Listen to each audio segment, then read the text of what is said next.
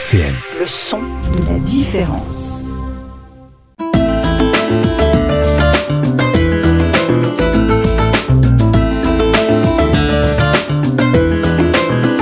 Les masques tombent sur RCN. Bonjour à tous et bienvenue dans Les Masques tombent, l'émission où on parle de culture et de vie associative à Nancy et aux alentours. Vous pouvez nous retrouver en vidéo sur YouTube et en podcast sur le site de la radio www.rcn-radio.org. Aujourd'hui, je reçois Samuel qui vient de nous parler de l'association Le Florin. RCN, Les masques tombent, Elisa Gautron. Bonjour Samuel. Bonjour Elisa. Comment tu vas ? Très bien, je te remercie. Les beaux premiers jours de l'année là qui commencent, c'est agréable. Oui, c'est très agréable. Est-ce que tu peux te présenter un petit peu ?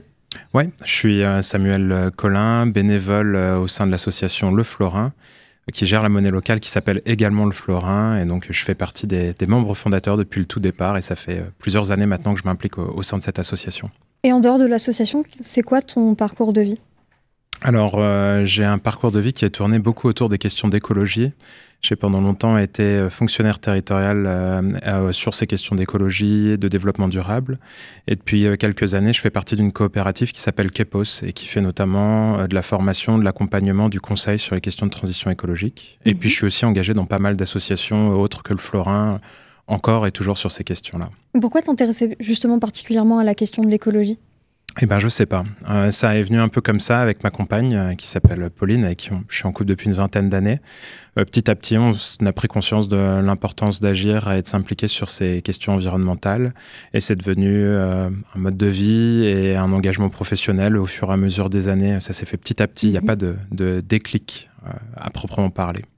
Et comment tu as rejoint l'association Le Florin ? Enfin, comment est partie l'idée ? Oui, alors l'idée est née en 2015. À l'époque, on organisait un village qui s'appelait Alternatiba, qui était des stands sur la place Carnot et le cours Léopold sur les questions de sensibilisation au climat, parce qu'on était en amont de la COP21 à Paris. Et dans ce cadre-là, des personnes avaient proposé de tenir un stand qui s'appelait Pour une monnaie locale à Nancy, avec un point d'interrogation à la fin. Et puis pas mal de gens dont je fais partie s'étaient mobilisés à ce moment-là pour dire ouais, ok, on a envie de lancer ça. Et on s'est retrouvés à une petite vingtaine de motivés pour démarrer et lancer cette belle aventure fin 2015. Et qu'est-ce qui t'a plu particulièrement dans ce projet de lancer justement une monnaie locale ? Ça vient justement de mes convictions plutôt écolo. À l'époque, je m'impliquais notamment beaucoup sur les questions d'alimentation. J'essayais d'avoir une alimentation aussi peu polluante que possible. Et puis un jour, je me suis rendu compte que notre argent avait aussi un impact fort en termes d'impact climatique, social, etc. Et je me suis dit, ce qu'on fait pour l'alimentation, ce serait bien aussi d'essayer de trouver des manières de le faire pour l'argent. Et le Florin, ça a été une des réponses qui me sont venues et qui m'ont motivé. Donc à me dire, on peut essayer d'avoir des échanges monétaires qui soient plus propres, moins polluants, plus vertueux. Et donc c'est ça qui m'a motivé au départ. Donc tu es allé à ce festival qui était organisé avec... dans quel but ? Alors moi je faisais même partie des organisateurs de ce festival. Et le but c'était vraiment de se dire...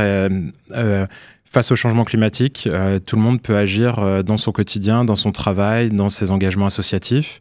Et montrons qu'on peut faire des choses positives et puis montrons un peu la diversité de ce qui peut se faire sur Nancy et sur les environs.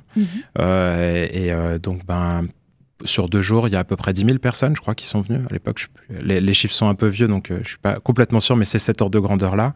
Et il y avait vraiment une dimension festive, agréable, familiale, collective, qui avait fait naître plein de projets, dont ce super projet du Florin. Et comment tu t'es retrouvé à organiser ce festival ?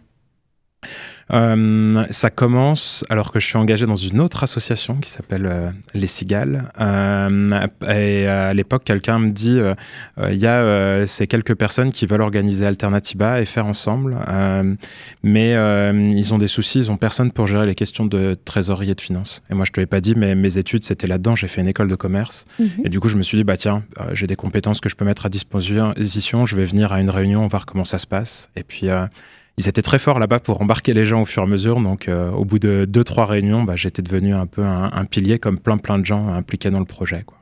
Pourquoi ce nom de festival Alternatiba, ça s'est décidé comment? Ça s'est décidé pas chez nous, mais au Pays Basque. Alternatiba, je crois que ça veut dire alternative en langue basque. Et c'était quelque chose qui était né à l'époque à Bayonne. Et quand ils ont fait ce festival sur place là-bas et que ça a tellement bien fonctionné, ils ont lancé un appel pour qu'il y ait des alternatibas un peu partout en France. Et in fine, il y en a eu une centaine, dont celui de Nancy, donc en juin 2015. Et qu'est-ce que c'est le but d'Alternatiba? C'était vraiment cette envie de mobiliser un maximum de gens en leur disant vous pouvez agir face au changement climatique, etc. On a souvent cette problématique d'avoir plein de gens qui ont l'impression que ils peuvent pas faire grand-chose, que la mobilisation pour le climat, c'est bon, soit pour les gens qui ont des compétences extrêmement fortes, soit pour les militants quasi professionnels comme Greta Thunberg. Et l'idée, c'était de dire, non, en fait, tout le monde peut agir à son niveau. Je peux faire des choix sur ma manière de consommer, ma manière de me divertir, ma manière de m'engager pour mon territoire, etc., etc. Et donc, on voulait vraiment avoir ce petit côté de n'importe qui peut venir et se dire, ah bah oui, tiens, je peux changer un peu ma manière de manger, je peux aller m'investir dans cette association, je peux signer cette pétition le jour où il y en aura besoin, des petites choses ou des grosses choses, mais en tout cas de montrer qu'il n'y avait pas de fatalité face à cette question du changement climatique. Donc ça, c'est des valeurs qui te tiennent vraiment énormément à cœur? Ouais, moi c'est au fur et à mesure du temps et de ces engagements associatifs, que ce soit Alternatiba, le Florin, les Cigales ou d'autres, j'ai découvert aussi que c'était vraiment quelque chose qui était très fort pour moi, le fait de travailler collectivement, de s'engager ensemble, d'avoir l'impression que quand on met une personne plus une personne plus une personne, on décuple les énergies et nos capacités à faire. Et c'est moi quelque chose qui me motive beaucoup. Même s'il n'y avait pas cette urgence environnementale, cette urgence sociale, je crois que je le ferais quand même parce que c'est beaucoup de plaisir et c'est quelque chose dans lequel je m'épanouis énormément. Et comment ça a commencé ton parcours dans le monde associatif ? Alors, mon tout premier engagement, c'est en sortant d'études et en commençant professionnellement parlant. J'ai une passion, moi, qui est les jeux de société. Et j'ai découvert très peu de temps après son ouverture, le café-jeu qui s'appelle La Fente de l'Ours à Nancy. Et très rapidement, je me suis passionné pour ce qui se passait là-bas et je suis assez rapidement devenu bénévole dans un premier temps, à être derrière le bar, à aller expliquer des jeux et puis rapidement à m'engager un petit peu plus au sein du CA de l'association. Et ça, c'est mon premier engagement associatif historique qui m'a beaucoup appris et puis qui m'a beaucoup apporté également. Qu'est-ce que ça t'a apporté justement de passer par pas mal d'associations jusque-là ? Alors déjà, ça m'a apporté pas mal de savoir-faire. À force, on commence à savoir comment faire un budget associatif, on connaît un peu les ficelles, les portes auxquelles aller toquer, etc. Et puis, ça m'a aussi apporté beaucoup de savoir-être. Je pense le fait de mieux comprendre comment on fonctionne, de comprendre que chacun ne fonctionne pas de la même façon et qu'il faut apprendre à collaborer et à coopérer ensemble, même quand on n'a pas les mêmes habitudes de travail, les mêmes visions du monde. Et donc moi, ça a été vraiment une grande école de la tolérance et puis de l'apprentissage du faire ensemble dans toutes nos diversités. Alors, avant qu'on parle de l'association Le Florin plus en détail, on va écouter Price Tag de Jessie J et puis on revient juste après. Les masques tombent sur RCN. On est toujours avec Samuel pour parler de l'association Le Florin. Alors Samuel, comment est-ce qu'elle a été créée cette association ? Alors, suite à Alternatiba, on se retrouve quelques semaines après en se disant « Ok, maintenant on se lance et qu'est-ce qu'on fait ?» Et janvier 2016, on propose aux personnes qui le souhaitent de participer à ce qu'on appelle un forum ouvert. C'est une journée où plein de personnes, des citoyens, des habitants, des représentants d'associations, des chefs d'entreprise, des élus qui se regroupent et qui disent comment on va construire cette monnaie locale. On a à peu près 100 personnes qui viennent passer un dimanche entier dans une MJC pour réfléchir à tout ça. Et c'est là qu'est vraiment née la dynamique du Florin. Une fois que ces 100 personnes étaient regroupées, on a travaillé pendant toute une journée, on a un petit peu hiérarchisé ce qu'il fallait qu'on fasse en priorité. Et c'est à partir de là qu'on s'est dit, une des priorités, c'est de créer une association. Et donc, quelques semaines après, on déposait en préfecture les statuts de naissance de l'association. Et après, qu'est-ce qui s'est passé ? Après ça, on a travaillé un petit peu en sous-marin pendant quasiment un an. Un an où plein de gens bénévoles se regroupaient dans des groupes de travail qu'on avait créés. Un groupe de travail qui allait rencontrer les entreprises susceptibles d'accueillir le Florin et d'accepter le Florin dans les dépenses. Un groupe de travail qui réfléchissait à la communication, un groupe de travail qui réfléchissait à la structuration de notre association, comment est-ce qu'on allait travailler entre nous, etc. etc. Et donc pendant un an, on travaille de manière très régulière en faisant des coordinations mensuelles où tout le monde se retrouve pour faire un peu le point sur nos avancées. et qui nous a amené donc petit à petit à la création des billets jusqu'au lancement de la monnaie locale qui a eu lieu en octobre 2017. Et justement, pourquoi choisir ce nom, le florin ?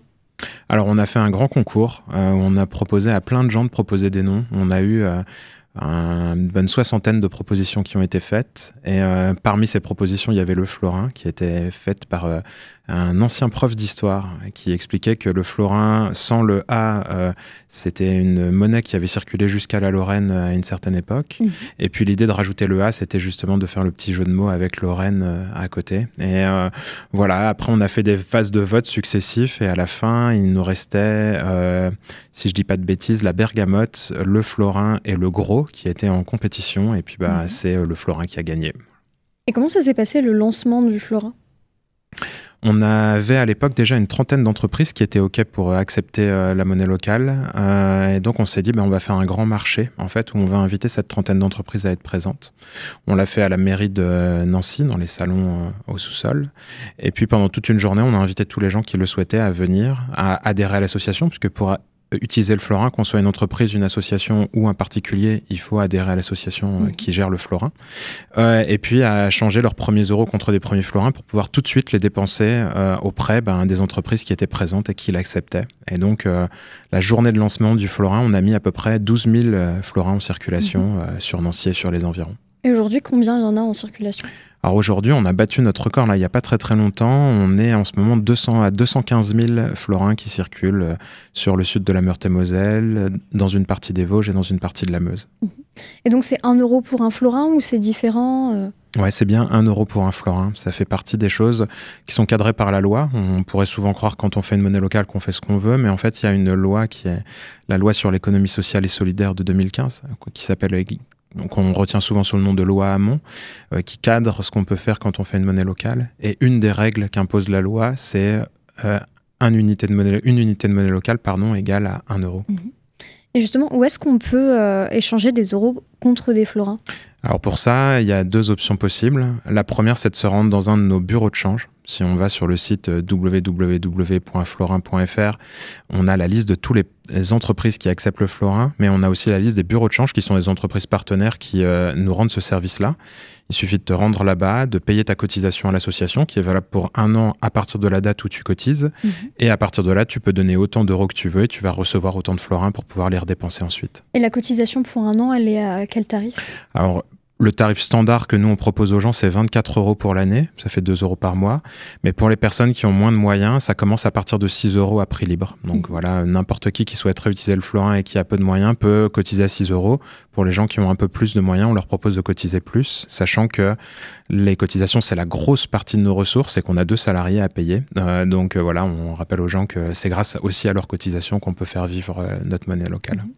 Et le florin, où est-ce qu'on peut l'utiliser ? Dans quel commerce ? Alors actuellement, il y a 240 entreprises, associations qui acceptent le florin dans un peu tous les domaines d'activité. Au départ, c'était beaucoup dans l'alimentaire, donc on avait pas mal de professionnels qui produisent localement, de commerces alimentaires, de restaurants qui l'acceptaient. Et puis au fur et à mesure du temps, ça s'est beaucoup étendu. Donc maintenant, on a aussi des libraires. Là, depuis peu, alors on n'a pas encore à Nancy, mais dans les Vosges, on a un opticien qui accepte le florin.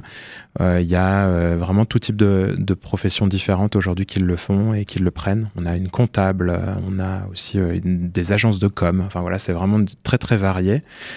Il y a encore des trous dans la raquette et des choses qu'on aimerait bien avoir. Avis aux gens qui écoutent, si un garagiste a envie d'accepter le florin, on n'en a pas encore. Mais de plus en plus, on peut vraiment dépenser dans tous les pans de la vie courante avec notre belle monnaie locale. Et comment est-ce qu'on peut savoir si un commerce va accepter nos florins ?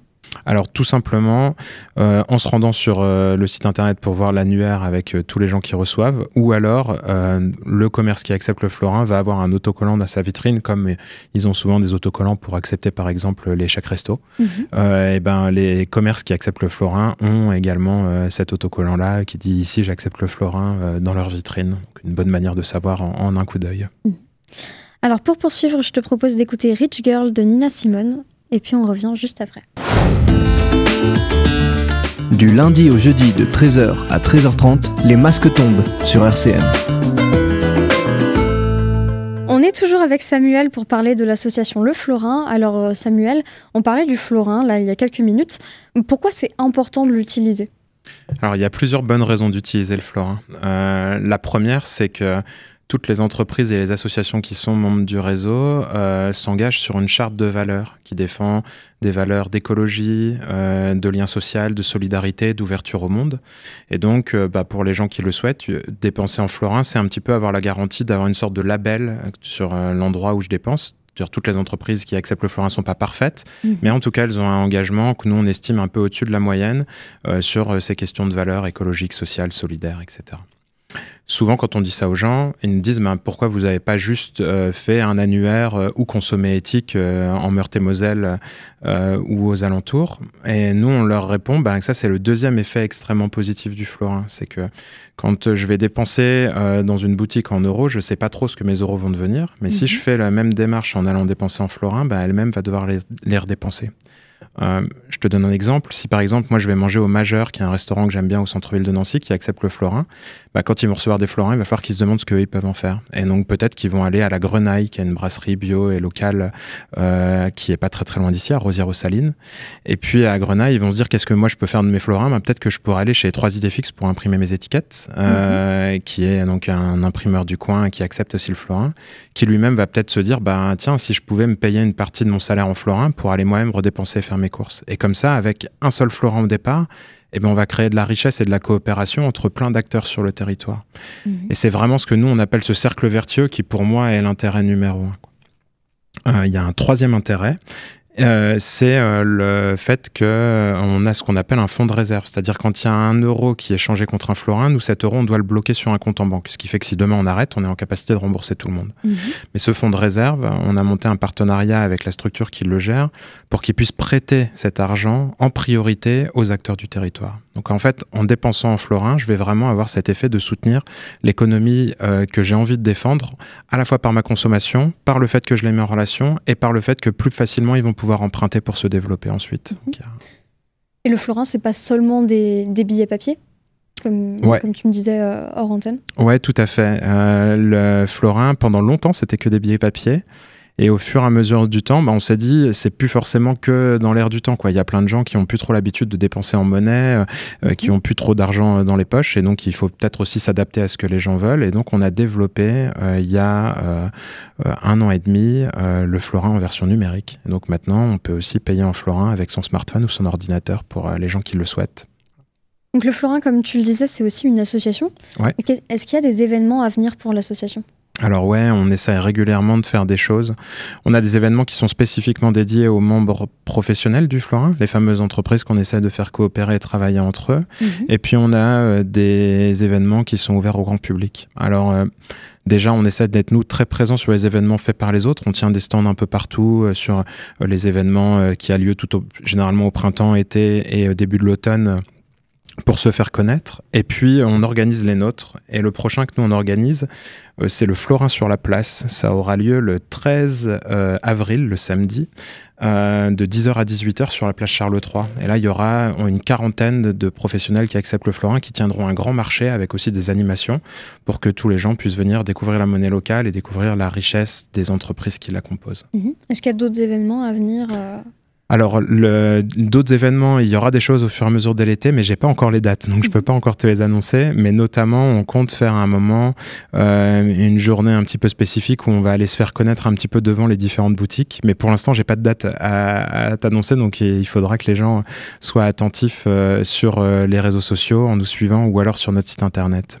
Oui, donc on peut vous suivre sur les réseaux sociaux aussi ? Ouais, on est présent sur Facebook, Instagram, si je dis pas de bêtises. Alors moi je suis pas très réseaux sociaux, donc je parle avec des pincettes, mais normalement les gens peuvent nous retrouver là. Et puis on a aussi une newsletter. Les gens peuvent aller s'inscrire sur notre site internet www.florin.fr. Et comment on peut adhérer à l'association ? Alors pour adhérer à l'association, soit les fameux bureaux de change, soit en venant nous voir sur les événements où on est présent. C'est-à-dire nous, à chaque fois qu'on est à un endroit, on tient aussi un petit bureau de change. On est aussi souvent présent aux assemblées générales des associations qui sont elles-mêmes membres du Florin pour se faire connaître auprès des particuliers et des adhérents de ces associations. Et puis pour mettre en avant un dispositif dont je t'ai pas parlé, mais on pourra peut-être en reparler après, qui s'appelle le 1% associatif. Et puis la dernière option, c'est tout simplement avec leur smartphone ou leur ordinateur, au moment où ils veulent créer un compte Florin numérique, on peut faire l'adhésion en direct. Donc il suffit là encore une fois d'aller sur notre site internet, de suivre les liens qui sont indiqués ensuite, et puis les gens vont avoir l'appli qui va leur expliquer comment tout faire, et l'adhésion peut être faite en ligne à ce moment-là. Donc tu parlais du 1% associatif, qu'est-ce que c'est ? Ouais, alors le 1% associatif, c'était aussi une manière pour nous d'encourager les gens qui utilisent le Florin à en changer régulièrement. Et donc, on a mis en place une sorte de petit bonus. C'est à chaque fois que quelqu'un qui adhère au Florin change 1 euro en 1 florin, ça va déclencher un don équivalent à 1% de la somme pour une association de son choix qui est membre elle-même du réseau associatif du Florin. Je vais te donner un exemple.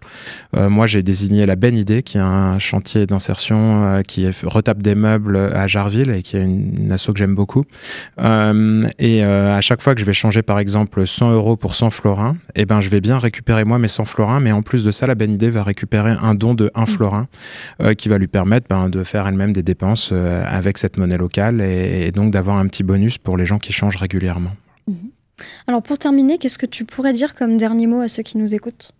Je proposerais bien quelque chose de très simple, c'est de dire si vous êtes un petit peu dubitatif sur le florin, essayez. C'est une bonne manière de tenter, ça coûte pas grand-chose.